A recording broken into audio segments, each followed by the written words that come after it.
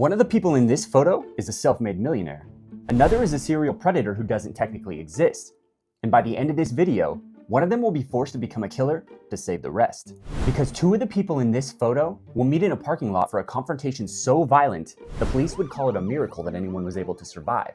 John Meehan didn't just stumble into a life of crime, he was designed for it. While most fathers were teaching their sons how to throw a ball or fix a car, John's father was teaching him how to rob a business dry by running insurance scams, staging slip and fall accidents, and teaching his family how to exploit legal loopholes for a payday. But as John got older, he realized that the ultimate mark wasn't a business, it was a person.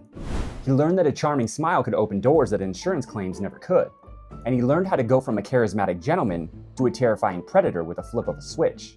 By the time John Meehan reached college, the entrepreneurial lessons from his father turned dark. This is where he earned the nickname that would ultimately become his legacy, Dirty John. And not just because he had bad hygiene. I actually have no idea if he had bad hygiene or not. We're gonna assume this guy stinks because he was a huge piece of shit. He was the guy who could charm his way into your life, look you directly in the eye, tell a blatant lie while quietly stealing the cash from your purse. John became a master con artist, and that's when he found Tanya Sells, a successful nurse who saw potential in him. They got married, they had 2 daughters, and for 10 years, Tanya was John's rock. She even paid for him to go back to school to become a nurse anesthetist. She was building a future, but John was building a lie. When John got a job at a hospital, his childhood training kicked in. He realized that as a nurse, he had access to an unlimited supply of drugs. But he wasn't just sneaking a few extras here and there. John started doing something that sounds like it came straight out of a horror movie. He would take a syringe of pain medicine that was intended for a patient that was about to go into surgery. He would drain the drug out for himself, and he would replace it with plain saline, which is absolutely disgusting to think that at one point in time, there were actually people lying on surgical tables in agony because the medicine John handled was nothing but salt water. But in 2000, Dirty John's act came crashing down. Tanya discovered a hidden stash of hospital drugs in their home. When she confronted him about it, the charming man she married disappeared. And instead of manning up and taking responsibility for his mistakes, he turned cold. He started playing the victim. He started blaming other people. He started threatening her, causing her to fear for her own life. The police eventually raided their house, and they found evidence of the hospital thefts. John was stripped of his nursing license, and he was sent to prison. But the most terrifying part of this story isn't what John did before prison. It's the man he became the second he walked out. In 2014, John Meehan walked out of a prison cell with absolutely nothing to his name. No money, no car, no home, and a ruined reputation. But he still had that one thing his father taught him, the ability to scam his way into a better situation. Within just 2 days of being released from prison, he was on a dating site for successful singles, hunting for his next victim. Enter Deborah Newell.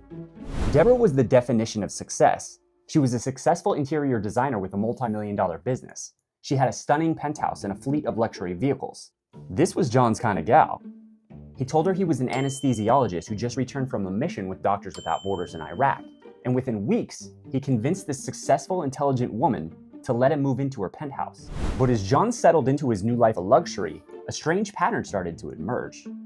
John would leave the house every morning wearing surgical scrubs. He'd tell Deborah that he was heading to the hospital to save lives. But Deborah's daughters, who were already suspicious, noticed something weird about his routine. For being such a successful doctor, John didn't even have a car. He didn't have a phone that rang with hospital emergencies. He just pretty much sat around playing video games all day. And the strangest part of all, he wore his scrubs everywhere. He wore them to dinner events, he wore them to the grocery store, he wore them to gatherings. He wore them like a costume, which is exactly what they were. The daughters tried to warn their mother that something wasn't right, but Deborah didn't want to hear it. So they decided to take matters into their own hands. They hired a private investigator to dig into John's past. And what they found wasn't a medical degree or a history of outstanding service.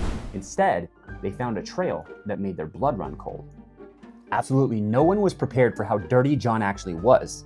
The private investigator didn't just find a criminal record. He found a laundry list that spanned decades in multiple states. Here are just a few of his crimes in no particular order, just so you can get an idea of what kind of guy we're talking about here. Since he was a teenager, John would jump in front of moving cars. He'd pull the old tuck and roll, and he'd stage injuries for insurance payouts. Police once searched his belongings and found a kidnap bag that looked like a prop from a movie. Inside it were zip ties, duct tape, a gun, and syringes loaded with sedatives. He spent years terrorizing women he met online.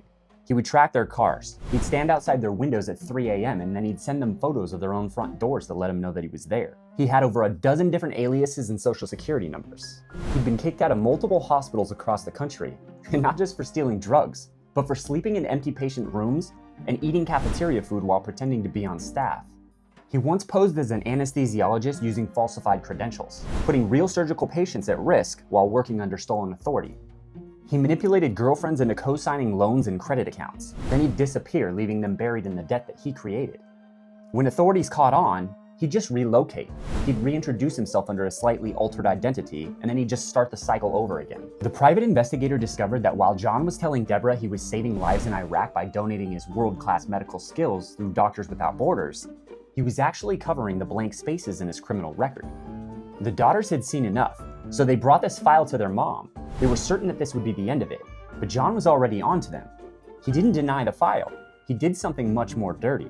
He looked Deborah directly in the eyes, and he told her that this was all part of a CIA conspiracy because of his top secret medical work that he'd done. And guess what?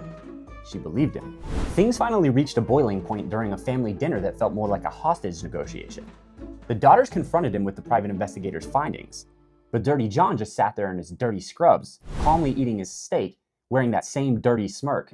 He didn't even flinch when they called him a felon. Instead, he said something that chilled them to the bone.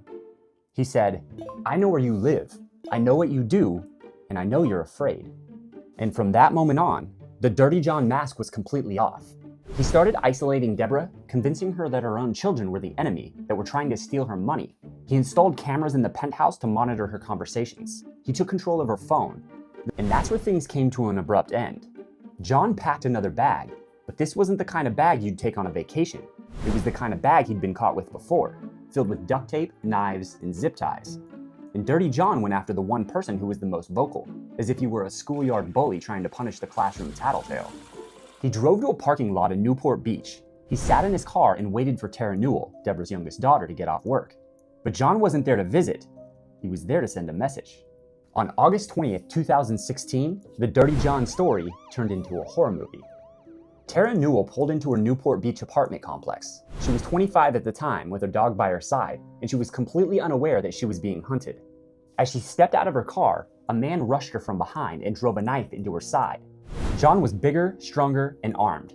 He tried to force a bag over her head while stabbing at any piece of flesh that he could reach. But Tara was scrappy, and she wasn't going down without a fight. She bit his arm, she kicked him, and they slammed hard into the ground. During the tumble, the knife fell from John's hand.